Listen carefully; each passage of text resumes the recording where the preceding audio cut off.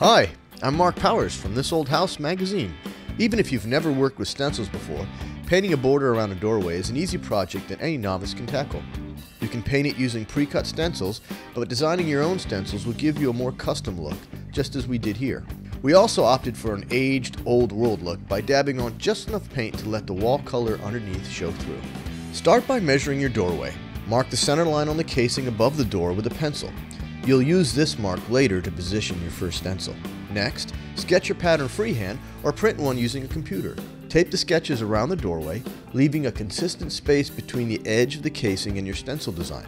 Lightly mark the ends of the border on the wall with a pencil. Now, trace the pattern onto stencil film. Our border used 4 stencils: a top detail, a corner detail, a tail detail, and a linear pattern to fill the space in between.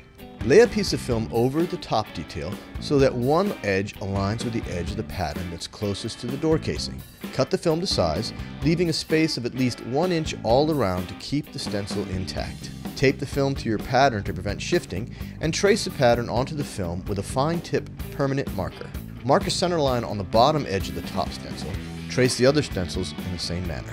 Next, you'll cut out the stencils. To cut straight lines, place the film on the cutting mat and make cuts with an X-Acto knife guided by a straight edge. To cut curved lines, place the film on top of a painted glass to protect your work surface, and use an electric stencil cutting pen to trace the curves. Work in small sections and lift the pen from the film frequently to keep your cuts crisp. My tip is to come from the inside and work your way towards the outside of the line. Now you're ready to mount the top stencil. Lay it face down on a work surface and spray the back with mounting adhesive. Let it dry for several minutes until it feels tacky. Line up the center lines on the stencil and the door casing and press the stencil into place. Smooth it with a plastic putty knife to remove any air bubbles. You're finally ready to paint. Dip a flat tip stencil brush into the paint and dab the ends of the bristles on a lint-free cloth or a paper towel, leaving the brush nearly dry. Using a dabbing motion and a light touch, stipple paint onto the open areas of the stencil. Don't add paint at the very end of the stencil where your pattern continues to avoid creating a visible overpainted seam. Keep painting until the pattern is filled in, but the wall color underneath still shows through. When you're done, pull up one corner of the stencil and carefully peel it away from the wall. Keep painting the border, working your way outward from the top detail.